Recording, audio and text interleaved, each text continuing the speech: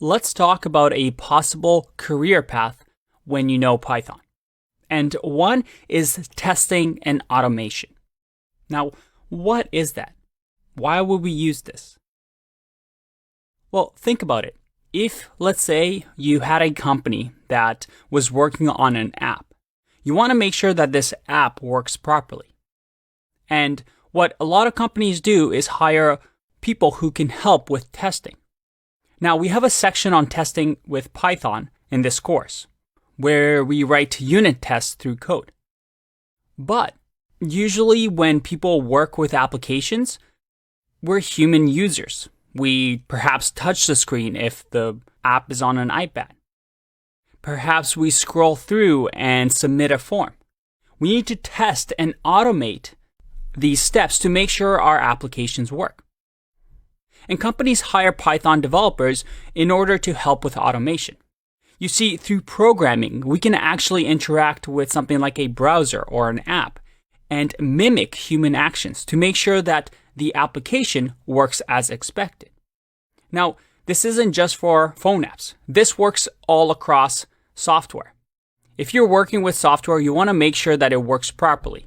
And instead of hiring thousands of people to test your app, you could totally do that. You can also, through code, mimic thousands, millions of users playing through your app and testing out your application.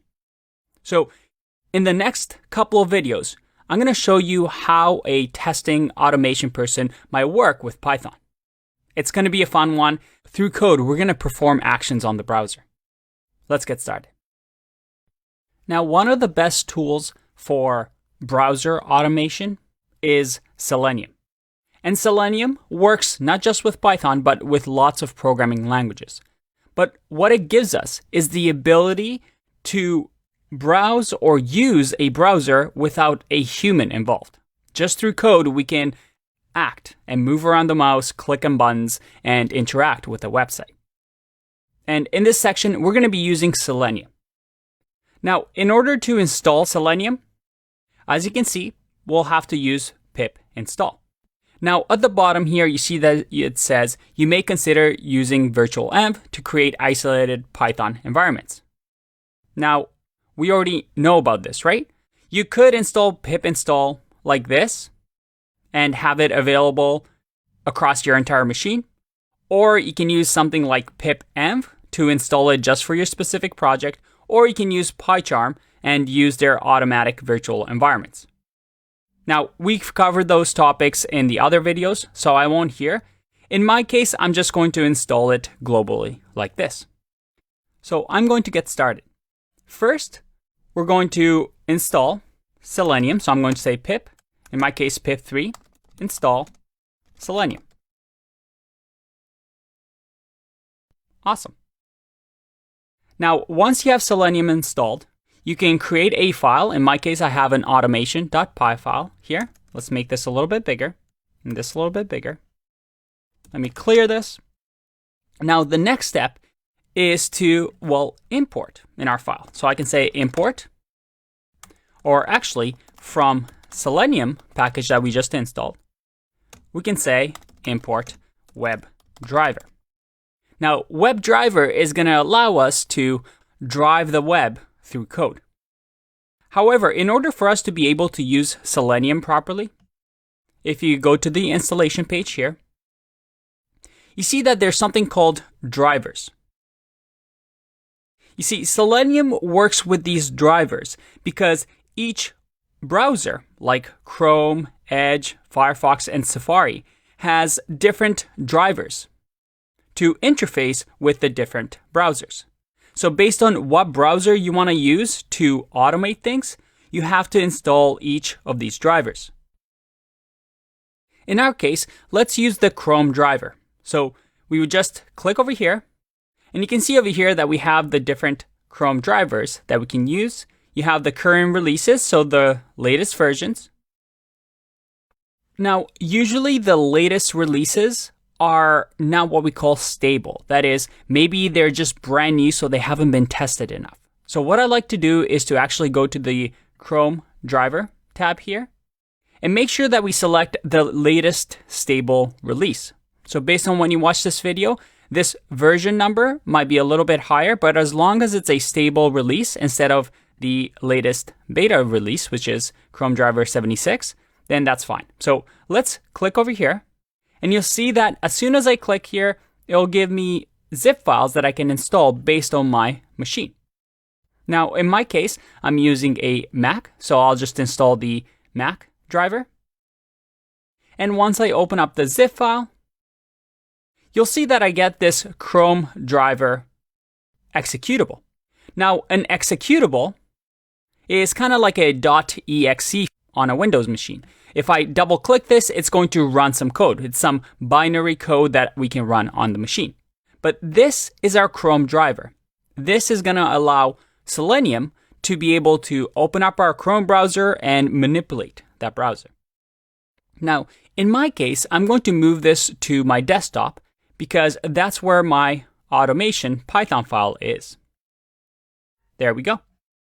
Now, if I close this, and by the way, if you go to PyPy and click on Selenium, the package, it'll actually explain some of these installation steps as well. So you can actually run through this quick setup as well. Now, in our case, now that we have the Chrome driver, what we need to do is to now create an instance of the browser. So let's just call this Chrome browser. And this is going to equal the web driver that we just imported. And then in here, use Chrome as the browser. And then inside as the parameter, remember this is the Chrome class that WebDriver gives us, we have to give it the driver in order to drive the browser. Now, because our Chrome driver is in the same directory as my file, I can just do a // or use a string and say Chrome driver, which is the name of the driver. Now, let's make this a little bit smaller so we can see everything. Now, in here, if we had multiple projects, we'd ideally use Chrome driver, not just copy and paste Chrome driver everywhere into our project folders, but instead, you'd put it into your path. What does that mean? Well, just like when we installed Selenium, when we did pip3 install Selenium, usually when you install something globally, or when you have it available globally, if you're on a Mac or Linux computer, you usually will put it under user local bin folder, and you'd put it inside of this folder. If you're on a Windows, you'd usually put it in its path in the Windows folder of the C drive. And if you do that, you can actually just keep this as blank. And the driver will actually look for the Chrome driver in this path. But in our case, we'll just leave it like this. So make sure that the Chrome driver is in the same folder as the file.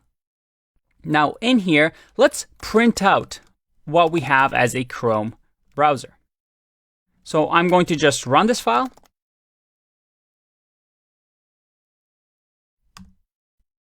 Oh, and I get an error during handling of the above exception.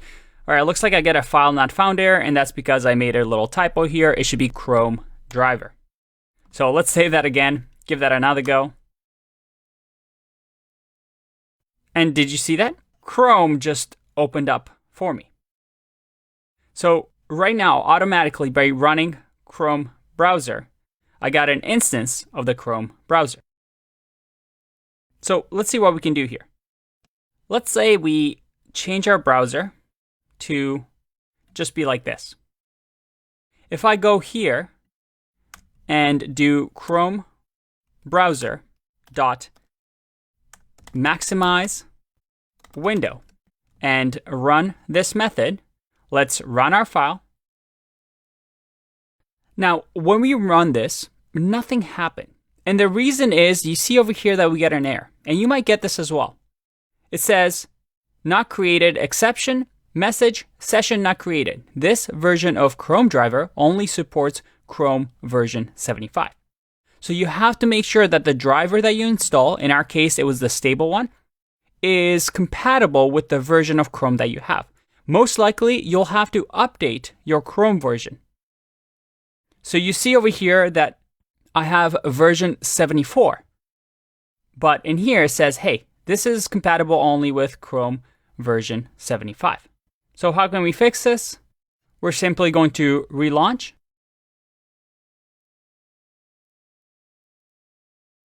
I've updated my Chrome version. Again, if you're not sure how to do that, you simply go to Chrome and go to About Google Chrome or Preferences, and you'll be able to update to the latest version or make sure that you're using the version that matches your driver. Now that we have version 75, let's try this again. I'm going to run my file. And look at that. I get Chrome is being controlled by an automated test software. So I've just created a new window, a new instance, which is what we've done here with the Chrome browser. And I've just said maximize window. Now, if I remove maximize window here, and I simply run this again, you see that right now I have another window, this time with the window, well, not maximized, just the default sizing. So every time I run this, I create a new instance of the browser. Very, very cool. Now, let's close these for now. And in the next video, we're going to explore how we can use this to actually move through web pages. Now, if you haven't gotten this far, take your time to make sure that the versions match, that you're able to run a browser from your command line. And in the next video, we're going to do some really cool things. I'll see you in that one. Bye-bye. Let's start getting into some interesting things we can do with Selenium.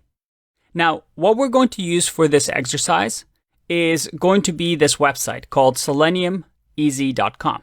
Specifically, the /test part, because this website gives us a nice testing ground for us to play with a website. For example, if I do input forms here and do simple form demo, I can actually use this website to test out, typing stuff in, showing message, and seeing if we can do this with just code. So the first thing I'm going to do is copy this URL. And in our case, we'll just pick input forms and simple form demo. Later on, you can try it by yourself, trying out different things. But this tries to mimic most website functionality, like form inputs, tables, alerts, and modals, and allows you to test your code really nicely. So let's copy this URL. And the first thing I'm going to do is, well, we're automation testers. We don't really manually type things in anymore. We let Selenium do that for us. So the first thing I'm going to do is say, hey, Chrome browser, I want you to get this URL. In my case, I'm going to say, hey, this is the URL that I just copied and pasted. Chrome browser, just get that for me. So let's run that code. And check it out. I've opened up the browser with Selenium and it took me to the URL that I specified. So most of the times, this is going to be your first line where we go to a specific URL. Now, I want a window to be maximized. So once again, we'll just say Chrome browser, and I'll say maximize window so that we'll have a full-fledged window this time around. Now, I'm going to close this once again because every time we run this code, a new window is going to open up. So let's just close it for now. Now, the next thing I want to do is to check that we're on the right page. Now, the way Selenium works is that it's going to look at this page and try to grab elements or find elements in this page. And it uses HTML that this page is built on to do this. Now, HTML simply is if I right-click on anything in the page and I click on Inspect, a developer console is going to show up. And in the Elements tab over here, it actually shows you how the page is structured using HTML. HTML is what allows web pages to get displayed in a browser, and they simply contain information about each element. In our case, see over here how it says complete automation testing tutorials? HTML says, hey, I want you to write this text right here. So that let's say we go to the name and slogan, or let's open up this. We see that we have Selenium made easy right here. We have an image, which is right over here. Essentially, HTML allows us to display some text and some basic content on a website. So with Selenium, we're able to grab these elements and check them and modify them and do what we want. Let's go all the way up and show you this. Each HTML page always has a title tag. And a title is simply what gets displayed up here at the top. In our case, it says Selenium Easy Demo. So what I can do is actually copy this and say, hey, in our code, is the string Selenium Easy Demo, is that in Chrome browser dot title? Now let's just print here and see what we get. I'm going to run this code.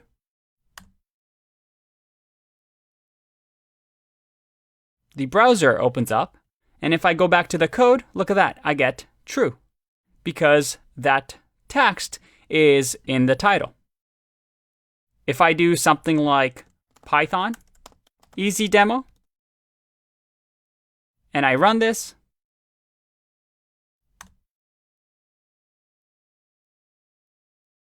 you'll see that I'll get false. Now, an easier way for us to check our code than just running print all the time is to use the assert keyword that comes with Python. Now, you won't see this around too much because what's going to happen here is if we assert something, if this returns false, it's going to actually error out and exit out of the code. So if I run this,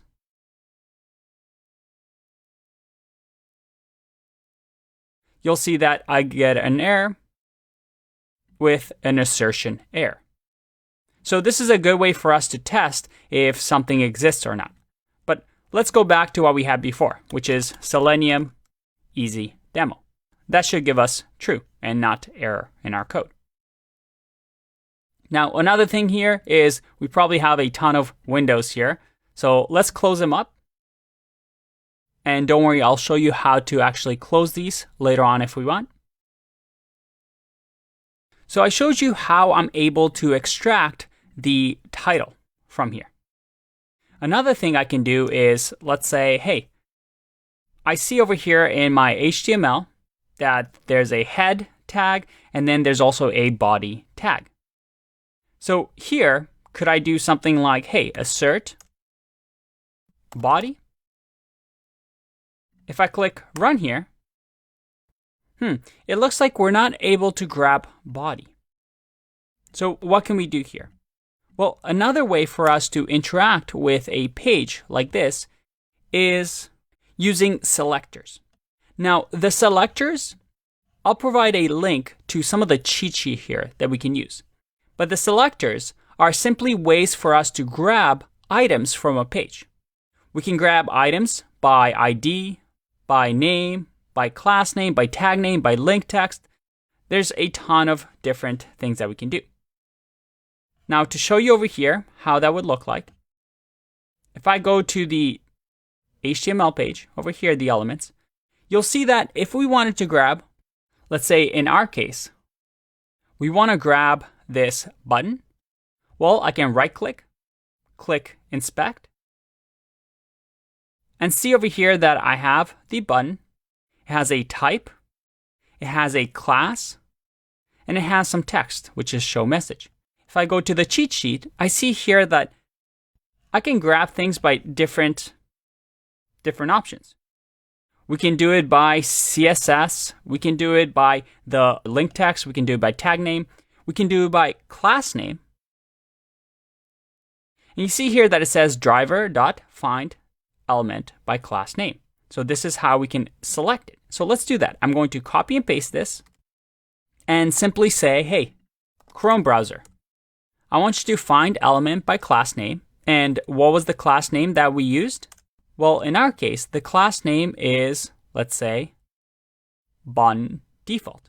So I'm going to say btn default. And this is going to be our button. So if I run this and simply print button like this, if I run my code,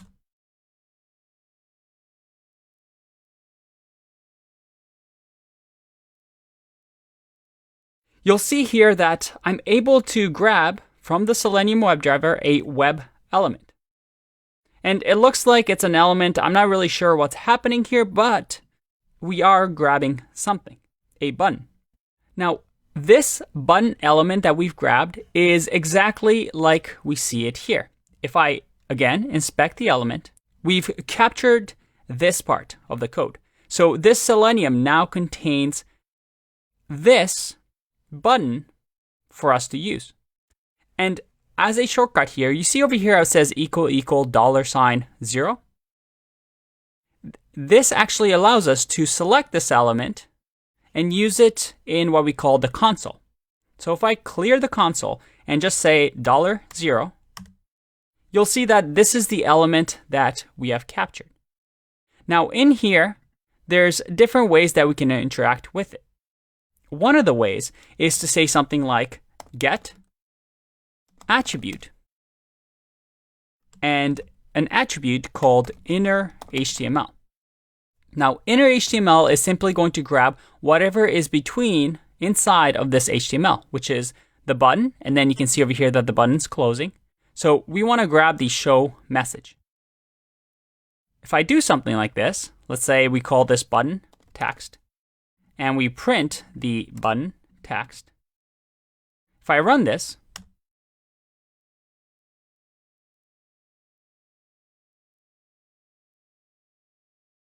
I'll actually get an error because you can see here that I did the syntax wrong. I tried to print the button text and then got the attributes. So instead, make sure we move the brackets like this and run the code again. There we go. You see over here that we have show message. So I was able to, through code, inspect the page, find out what I want to control. In this case, maybe it's this button. And I was able to grab the text using the get attribute method. Again, all these methods I will link to. They all are something that you just have to get used to when you get into automation. But if you understand basic HTML, then they're quite easy to understand. There's actually not a lot of them. I would say there's probably 20 or so really useful methods that you can learn and use. But you know what? Right now, this isn't that exciting. I mean, yeah, sure, we've opened up a browser. We got to, well, look at a button and display the text that it shows. But I want to actually mimic something that we would do on a browser. Let's say we had this input. And I want to modify this HTML page where I enter some sort of text. I click show message, and just like as if I'm signing into a website or upvoting on Reddit. Let's automate that in the next video. All right, it's time to do something useful with our Selenium driver. We want to try and grab this input, put some text in it, then click on show message. Just like we would on a website, maybe where we're trying to sign in automatically to test the sign in functionality or to test some sort of a form functionality in our app. How can we do this? Well, let me clear this first, just so we have a clean palette, and start with a few things. The first thing I like to do when working with Selenium is to make sure that as we progress through the code, we're doing things correctly by using these assert commands. So I can say assert, and we want to assert that this button text, which we're going to use, which is show message, we want to assert that this show message actually exists on our page. Now, an easy way to check this is to say Chrome browser, and instead of title, we want to just check the page source. And page source is simply, if I right click here and look at the view page source, is simply the HTML version of the entire website that we see, which should have the show message button.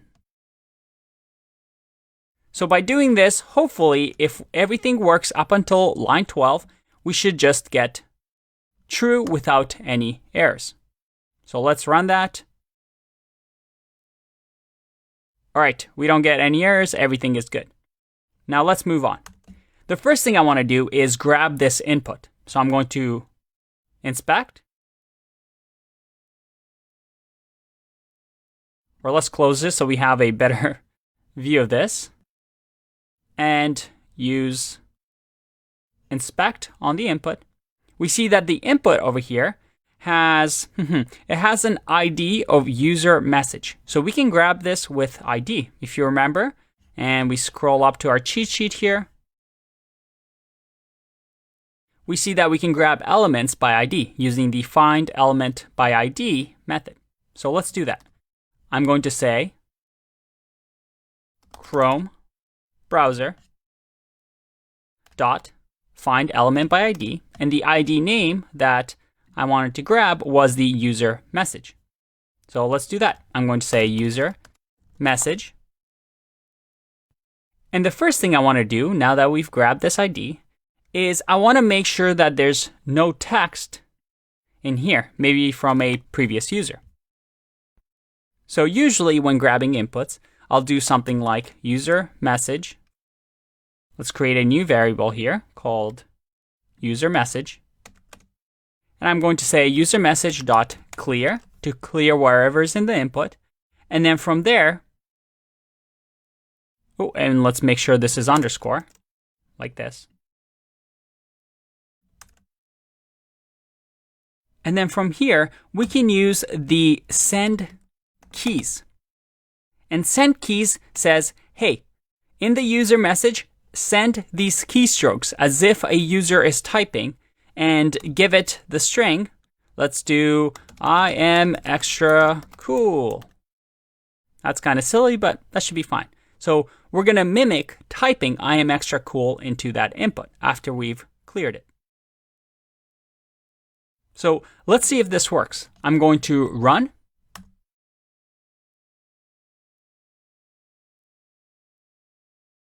Whoa, how cool is that? Do you see that? We just automated typing into a box and it says, I am extra cool. Awesome.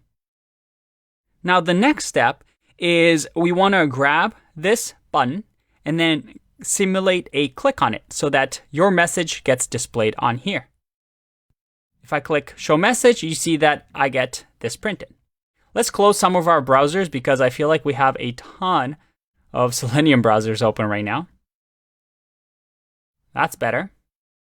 So now that we have this, once again, we can select the button. So remember, we can select the button just like this. But, well, let's not call it button text. And I like being specific here, so let's call this show message button. Now this show message button, which we've grabbed before, the first thing we want to do is to, well, simulate a click. Just like that. So we send keys and then we click. So let's see if that works. I'm going to save this and run.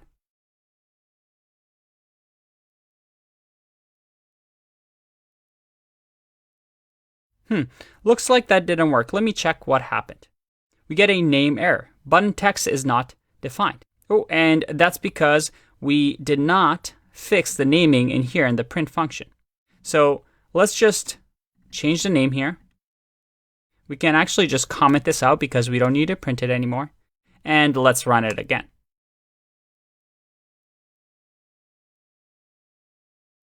Whoa, did you see that?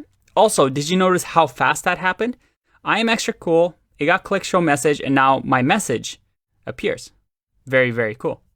Let's say that we wanted to grab this information. What can we do? Well, once again, we can right click. So let's use our default. Let's right click, inspect, And you can guess by now that this is starting to get easy. We see that we have the ID of display. So we're going to grab that and say this is going to be the output message. And the output message will be the Chrome browser dot find element by ID and give it the display. And maybe now, to verify that this is working, I'm going to do an assert method and say, hey, I want to assert that the I am extra cool, how many O's is that? 4 O's, that looks right, is in the output message. And what we want to do is to actually see the text. So we can actually say the inner HTML, like we've done here with get attribute, or we can just say text. So if I run this,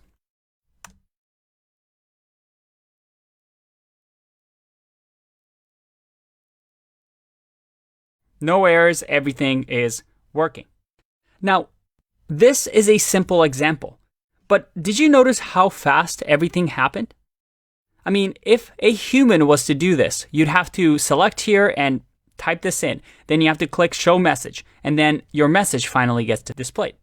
The reason testing automation is such an important part of software development is that you can do things really, really fast.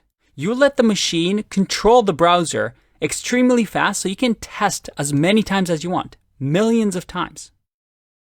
You can simulate clicks, you can enter information, just anything that a human can do, Selenium lets you use as well. Now I want to show you one other way to select that is very, very common. We've seen that we can do find element by ID, find element by class name, but another very useful one is something called Chrome browser dot find element. Instead of class name, we use something called CSS selector. And CSS selector, we're not going to learn CSS here, but CSS in a browser is the styling that you get.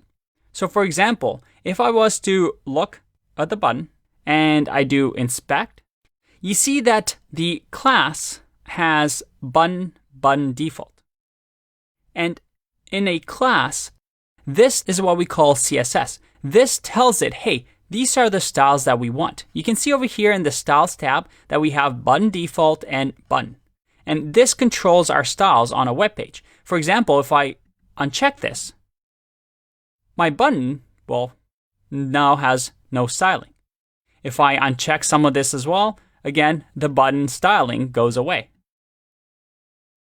So we're actually able to use CSS selectors, again, something that you can Google on your own, or I teach my other courses, to actually grab this. So the way we would do something like this and grab button default is to use the, let's say, CSS class dot button. And this is a CSS selector. For example, if I wanted to grab all buttons that are under the form get input, which is ID get input, then I would do pound, which stands for ID, get input. And then say all forms that have the ID get input and anything that is a child button, I want you to grab. So that if I do user message or user button,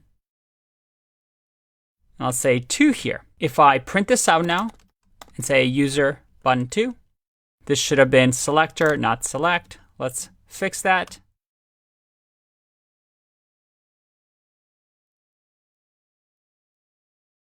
You see that I'm able to grab this element that way as well. All right, let's take a break because check out all the windows that I just opened up. This is getting a little insane. So in the next video, I'm going to show you how to close all of these. I'll see you in the next one. Bye-bye. Welcome back, Automation Masters. Now, up until this point, we've ran this code quite a bit of times, and you see that now I have a ton of Chrome browsers open. That's not good. How do we close these things? Well, quite easily, actually.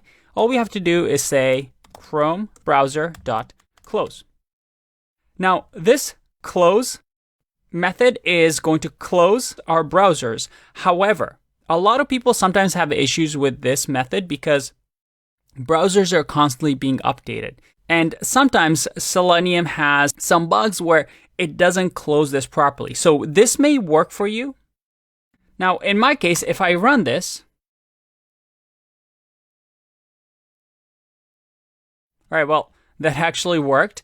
But there are instances where this won't work, so you might have to actually call this twice to make sure that it closes the instance. Now, using close is going to close the current window that it's open, which is what we're doing here. With quit, you actually get to close the entire Chrome driver. So let's do quit now and see if this works.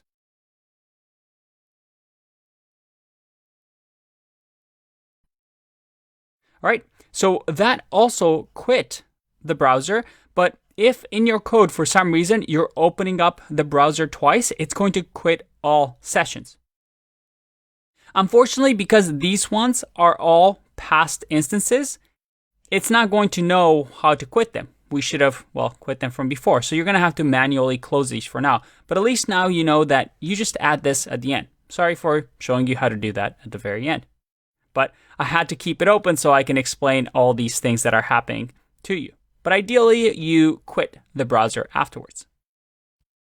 Now, this quit and close actually causes a lot of headaches, and sometimes it may not work on a browser. This depends on the versions that you have installed. There's a ton of forums online that you can look up and say, hey, why isn't my browser quitting? So it's a heavily debated thing that you can find information online on. If it doesn't work for you, you might have to call this twice, or you might have to check that the version you're using is working properly. Now, some of you might be asking, this gives you a lot of power, right? Because, I can start writing bots to go through websites. Maybe I want to write a little bot that goes on every single Reddit post and upvotes it. Or maybe I click like on a Facebook page over and over and over. Maybe there's a voting contest going on, and I can just write scripts to automate people signing in, random people signing in, and upvoting, let's say, your submission. So there's many good ways to use automation and many bad ways to use automation. Maybe you want to send personal messages to your Facebook friends. Well, you can automate it and message thousands of them all at the same time using something like Selenium.